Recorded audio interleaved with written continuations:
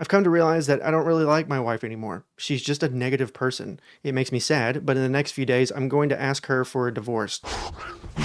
This video is sponsored by Simply Safe. There's no safe like Simply Safe. Hello. If you are new here, I sometimes react to Reddit stories from the AITA subreddit, but I do it a little differently than most. I decide who the red flag is in the story by doing this. AITAH for ending an 8-year friendship after my cameras recorded her in my home when I was out of town. Okay. My hamstrings are so tight you could pluck them on a harp. No, you are not. Your friend is a psychopath. Next story, moving on. I'm kidding. Maybe your friend has a reason, like there's a trapped child in there. I don't know. Backstory. My friend and I met when I was her hairstylist. Then we realized that we only lived about 6 blocks apart. Due in part to the proximity, we became very close and she would stop by 3 or more times a week. We enjoyed a lot of the same crafts and we had a mutual love of plants, so we often worked together in my yard or hung out by my fire pit. She had a lot of constant personal relationship crises, which I always pointed out that she brought on herself, and it became more and more exhausting to spend time with her. Consequently, I slowly tried to limit our time together, although I did care about her and knew she didn't have many other friends. Okay, so I went out of town to visit my daughter at college, but before I left, I installed the new security system that I had received. It didn't really occur to me to mention it to anyone. When I was with my daughter, I told her about it, and we got her phone so I could teach her how to watch the cameras at home also. We have 2 cats and she wanted to be able to see them and interact with them. I was showing her how to see the clips from the motions detected earlier in the day. It was nighttime, so the house was dark, in which case the camera lights are on for detection. In a clip from 2 hours earlier, I noticed my friend walking through my house with the flashlight of her phone. She was inspecting every drawer, cupboard, nook, and cranny. My daughter and I were in shock. I texted her immediately. I asked her if she was at my house today, and she replied that she'd been in the backyard picking up sticks, apparently for a fire pit she intended to have at her home that evening. Find your own sticks. In your own yard, your yard has sticks, for sure. If she has sticks in her yard, yours do too, because your house and your neighborhood is surrounded by trees. Amen. Again, I asked her if she had been in the house. She responded that she had to go into my garage to look for a container. I then told her I had security cameras now. She laughed and asked why I was asking her if she was there, because I had obviously seen her in the backyard. She had no clue that I had also installed them in the house.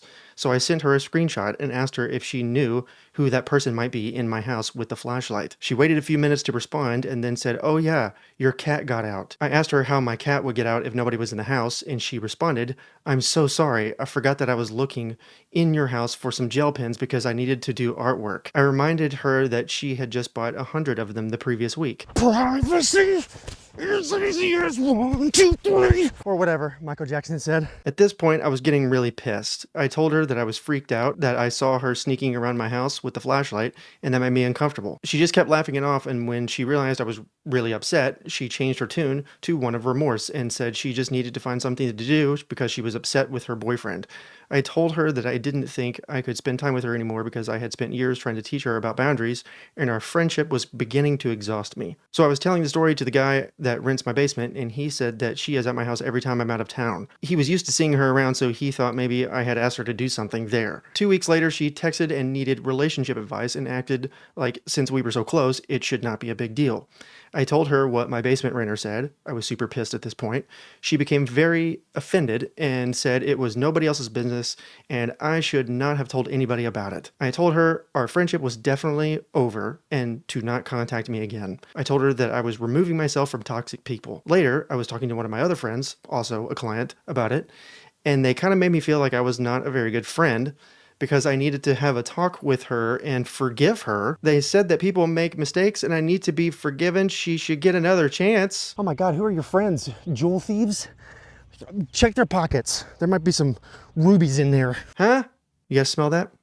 I smell an accomplice. Since she was exhausting me anyway, I just can't bring myself to want to have anything to do with her. AITA. P.S. She did not have a key. I always lock my back garage door. Lesson learned. This kind of hits home. When I was in high school, I had a couple of friends who just consistently took advantage of me and made me feel like crap and just treated me very poorly, and I excused everything pretty much and just accepted way too many apologies, and I haven't hung out with him in 8 years, probably for this very reason, but I didn't unfollow them or stop responding to any texts until probably last year. So it took me 14 years and a therapist telling me that maybe I should have some boundaries for myself and stop allowing people like this to, be in my life. Boundaries. It's something that I struggle with, and I think that's what is going on with this person. I've learned that when you are like this, manipulative people can sense it better than anyone because they are always looking for it. This person has two people like this in their life because they both think that this kind of behavior is acceptable, which tells me that both of them are doing similar things or they're working together to get into her house. So I would say, no, you are not the a-hole and you should stop being around folks like this. By the way, if you enjoy what we do here, gently press subscribe. It would mean a lot to me. I run through a public park for you all, and it hurts a lot. So thank you. AITA for refusing to give my partner the code to my safe. I, 32 female, am a gemologist. I spend my days in the lab testing and identifying stones. For the nature of my work, I also have a large and valuable collection of jewelry and also gem specimens that I keep in a safe I specifically bought and had installed to keep them safe. I also have a second smaller safe for keeping important documents like passports. I own my home, and my boyfriend, 33 male, of 2 years, recently moved in as he was renting before.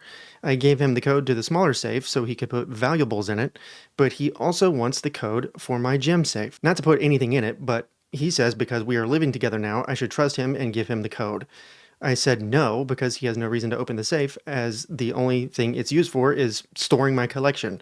He said he has no interest in my gem collection, doesn't want to look at them, but still wants the code to access them. Okay, sing something happy. Sing something happy. Gonna find my baby, gonna hold her tight, gonna... This is causing tension because he said I should give it to him as a show of trust, and I said no because he literally has no reason to go in there, so he doesn't need the code. This is a 6-figure collection, so I'm not being difficult over a few little gems here. I am the only one who knows the code. So Reddit, am I being the a-hole here? Anybody just turn to meditation when they're getting uncomfortable and sensing something odd? Like me? No? Okay. That's what I do. I just, I smell something fishy and I don't like it. Update. Firstly, thank you so much for the insane amount of comments and support. It means so much to me. For all of your messages and questions, I'm really sorry if I didn't get to you. There were just so many. I probably didn't emphasize in my last post that we had a couple of conversations about this and me explaining why he had no reason to go in there, etc. Short version is I told him he isn't getting the code and I will die on this hill. He has no reason to have it, and his continued lack of respect by pushing the boundaries wasn't okay. I felt like he was trying to manipulate me by making it about trust. After a lot of back and forth, he finally admitted that he wanted access to the safe because he didn't feel like I was sharing the whole house with him, because I insisted on a tenancy agreement rather than just letting him move in. And he didn't like that part of where he lived was off limits to him. He was also insecure and resented that I have more money than him and owns a home whilst he doesn't. He made a few comments about this before, but I didn't realize it was a much bigger issue for him. He also said that by keeping him out of the safe made him feel like I thought he was lesser than me and that it made him feel like I was treating him like a child. Sky rockets in flight.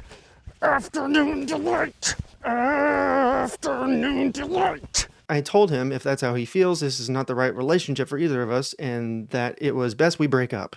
He was shocked that I was ending things over this, cried, and asked me to reconsider. When I said no, he got angry, called me a stuck-up bitch, and said that he was better off without me anyway and went to his friends. I told him via text that he had 30 days before he had to leave as part of the tenancy agreement, so he didn't need to stay at a friend's. He said he would be gone by the end of the week. 2 days later, he came back and packed up all of his stuff and left. He's staying with his friends now. I have changed all the locks, I have an alarm and CCTV system that's professionally monitored, and I have changed the verbal password I have to give when you call up as a precaution. I've checked all of my collection and it hasn't been touched. I also took your guys' advice and I'm giving my solicitor the code and safe deposit details to be passed to my executor in the event of my death. I feel horrible because despite all of this, I love him, but Lots of the comments said how I should have a partner who not only respects my boundaries, but takes an interest in my passions, and that really got to me because it's true. So many of you reached out with questions, and it made me so happy, but also sad as he never asked me stuff like that. I think this is what pushed me over the edge to end it more than anything. I'm pretty cut up right now and missing him, but I know I'll be okay. I have great friends and family around me. Also, Diamond's our girl's best friend, and I have a few knocking around to help me cheer me up. Okay, now, I don't think you should consult Reddit on whether or not you should end your relationship, and I don't think that's what's going on here. I just think if you're coming to Reddit asking for relationship advice, there's some stuff that's been going on for a while now that we are not aware of. To me, Reddit is just the last frontier of foolishness, but I do think a group of strangers can confirm our intuition when we feel like something is going wrong, and I think that's what happened in this story, because this is really odd. His insecurities revolve around money, and he's desperately trying to gain access to a safe that has a lot of money, essentially. And they just moved in together. This just happened. This is still very new. Trust, in my opinion, is really formed when you live with your significant other for an extended period of time. That's when couples are really made. When you can live day in and day out with somebody and know that you can handle it, you can trust them, etc. So I feel like there is a very adequate reason to doubt this fella's intentions. You are not the a-hole. Wait, you just listened to that last story and you're still sauntering through life without a home security system? Mistake. Well, you're in luck, because today's video is sponsored by Simply Safe. There's no safe like Simply Safe! Here's a story for you. Last night was the scariest night of my life. It was late. I had just gotten out of a bubble bath, and I was doom scrolling in the living room, sipping on a chai tea latte. It was peaceful, relaxing. But then I heard something, a rustling from the bedroom. I quickly pranced into the kitchen and hurriedly grabbed a butcher knife just in case. I peeked my head around the corner, and crawling through the window, wearing all black, was the perv who stole my phone number from the sign-in sheet at the gym last month and followed me home to hit on me. I stood in place, unable to move, as if an ice sculpture had just materialized around my feet. He crept closer and closer, not muttering a word. Back up, I managed to mutter, my butcher knife trembling in my white knuckle grip. He lowered his gaze, a grin slithered across his face, and he said, "How about welcome back?" And then I ran out of the house, he ran out of breath, I called 911, he went to prison, the end. Oh, what's this at the bottom here? If I had a Simply Safe system, that pudgy predator would have been caught before his sock even touched the shag rug. This very cool and hilarious creator I follow named Dustin Poynter has a Simply Safe system. Oh, how touching. He's got indoor and outdoor cameras, motion sensors, an app where you can watch the cameras in real time, and he's got 24/7 lifeguard protection. If a creep ever comes into his crib, Simply Safe agents will respond to the sensors within 5 seconds. They'll get all of the information to 911 for him, and they'll even threaten the person from his indoor camera. Oh wow. This person really pays attention to my ad reads. Well, to be fair, we did write this entire thing. Shh, zip your lid. This is the best part. Unfortunately, I'm sleeping with pepper spray under my pillow tonight. Don't be like me. Save 50% on your Simply Safe security system when you sign up for a professional monitoring plan and get your first month free. Visit simplysafe.com/pointer to customize yours. There's no safe like Simply Safe. Go to simplysafe.com/pointer to customize your system. Wow, that was a really good ending. All right, next story. AITA for kicking my house guests out 11 hours before their flight is scheduled to leave. My friend and his wife have made plans to visit us this summer for a weekend stay. The flight is 2 hours, so not really a long journey for them. We have our home professionally cleaned regularly and go all in to be good hosts to our guests. However, with any good thing, some people try to take advantage. I usually will take an extra day from work after guests leave to get rest or even tidy up the house a bit. It's just a peaceful time for me to return to the normalcy of our household after being in host mode. Before my friends booked this flight, my husband let it slip that I will not be working the Monday after my friends stay with us. Next thing I know, my friends tell me that they will be flying out on a red-eye the Monday I took off for rest. This means they will arrive early Friday morning and leave late Monday night. This is exhausting. Red eye for them, bloodshot eyes for you. To that, I responded that I will be taking them to the airport as early as 8 a.m. Monday morning so I can have my day of rest like I planned. My friend tells me that he doesn't understand why they can't just hang out at our place or have us show them around town more on that Monday since they have a late flight. I explained to them that the day off is more for me to rest, not to continue to be their host. I told them that they are more than welcome to leave their luggage here if they want to go explore on their own, but we will not be hosting them or playing tour guide after Monday morning. He goes on to admit that it was cheaper for him to book the later flight on Monday and that it's not a big deal for him and his wife to just hang out at my house all day until it's time for them to fly out. Yes, it is a big deal because your friend said it's a big deal. You don't get to decide what a big deal is or isn't to somebody when you're in their house and eating their food and taking up their time and energy. But anyway, keep in mind that I will have to take them to the airport or pay for rideshare service because he refuses to pay. I will also have to feed them. What bedtime story are you going to read him? Goodnight Moon? I told him that they are welcome to visit and stay with us, but staying at our house all day Monday is not an option and he needs to make other arrangements. He's now accusing me of being a horrible friend and his wife says we are a-holes. Your thoughts? So I was looking at the comments. A lot of people are saying that it's rude to dump some friends off on your lawn at 8 a.m. You should be grateful to spend some extra time with your friends. It's not a big problem, etc., etc. Fine. That's all fine if that's your prerogative. But these friends didn't ask prior. They didn't have anything that came up that was out of their control. No, they just found out that the original poster was taking the Monday off to rest and clean and everything, and they just invited themselves over. They can change their plans. And I think that's just incredibly rude. They have to know that the original poster is an introvert. They have to. It's very clear that this person is. And they know that the original poster worked all week long, spent the whole week hosting. So I don't think it's unreasonable to want a day for yourself before you go back to work for, 4 days. Oh, and then on top of it, they're expecting the original poster to drive them to the airport or pay $30 for an Uber. And they're also expecting the original poster to feed them and pay for it. That's a lot. That's a lot. And it's not even really about the, oh, poor me. I have to spend more time with my friends. I'm going to be so sleepy. Ugh. No, it's not even about that at all, really. It's about the principle of your friends respecting your time, energy, your other plans, and your money, really. So no, I'm going to say that the original poster, you are not an a-hole at all. But, let me know your thoughts on this one because people clearly have other opinions on this. Folks are very divided in the comments and I don't quite understand. AITAH for just refusing to cook for my wife at this point. Oh boy. I am 39 and male. My wife, Jennifer, is 37. We've been married for 8 years and we have 2 children. I work full-time and Jennifer is a stay-at-home mother. She's a wonderful mother to our children, but one thing that she does not like to do is cook. This works out just fine for me as I generally get off by 4:30 and I happen to be a phenomenal cook. My father was a chef and I've been cooking since I was 10 years old.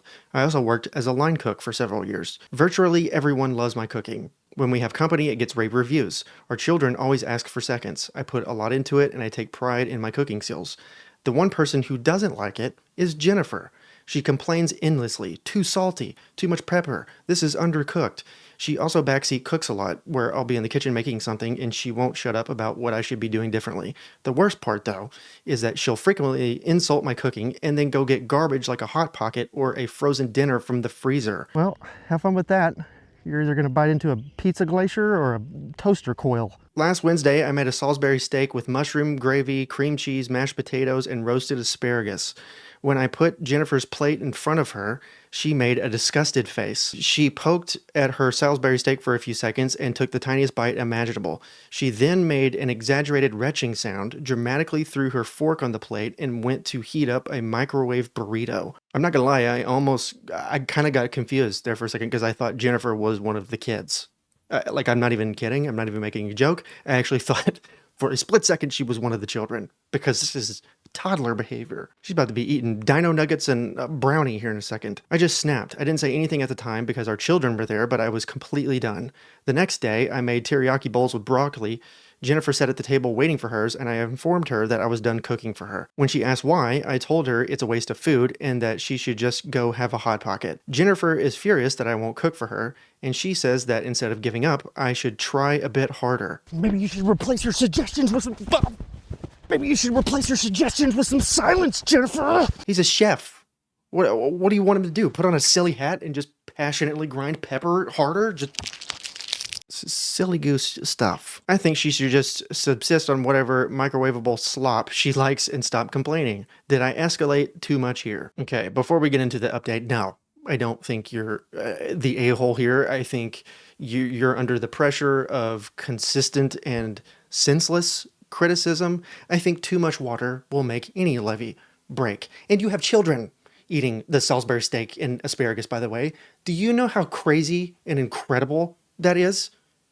Kids will eat a booger before they eat something like this. This food has to be immaculate. So I am with you, sir. The last month has been really eye-opening for me. I had long ago noticed that Jennifer was highly critical of my cooking, but over this time I've come to realize that she's really critical of just about everything I do.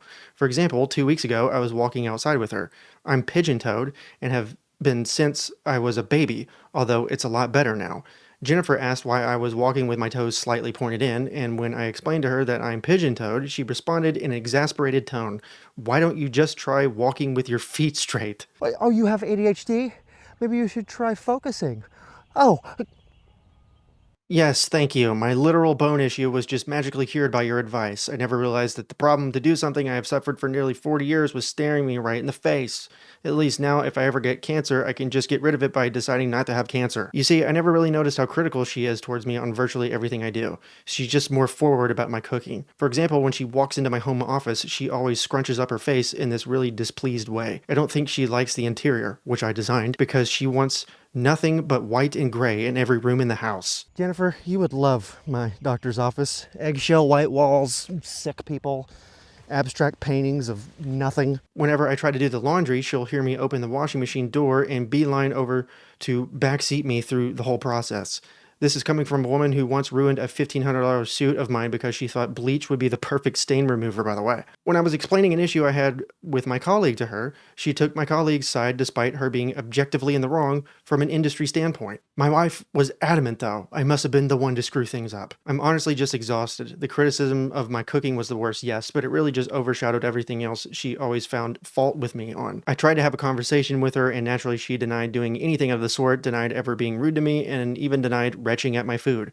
She actually tried to gaslight me here. She kept asking me questions like, when did I do that? Tell me the date. Then she called me a hypocrite for being critical of her, hijacked the conversation, and eventually stonewalled me. Stonewall? This is a weird time to bring up her interior design choices again. Boom roasted. Enjoy. Enjoy it. I've come to realize that I don't really like my wife anymore. She's just a negative person. It makes me sad, but in the next few days, I'm going to ask her for a divorce. Don't ask. Just say that's what you're going to do. That's what you're doing. You don't have to ask. She's not going to like it, but I've come to realize that when she walks in a room I'm in, I get anxious about what she's going to say to me. Thank you for all your comments. I also apologize if this was long-winded. My marriage is falling apart and I'm not in the best headspace right now. Yeah, I have loved ones who are constantly criticized by their significant others like this, and I've seen the long-term effects. And not only is it very draining, of course, but it just destroys your confidence and it makes you very defensive. Like, you'll snap at people over nothing. Like, you'll be at work and somebody will be like, hey, excuse me, do you mind making the font on this photocopy a bit larger? My client cannot see very well. And you'll be like, maybe your client should try LASIK, Loretta. Just, you know. But anyway, you never want to see Reddit stories end like this. You know, partners are supposed to lift you up. But if you're getting nothing but the opposite for years on end, maybe divorce is for the best. All right, I do have more Reddit stories for you. They're just located in the little box in the top left-hand corner. Click there, and we'll get into some Reddit confessions that no one should ever repeat out loud ever in the history of ever. Okay, that's my time. Toodles.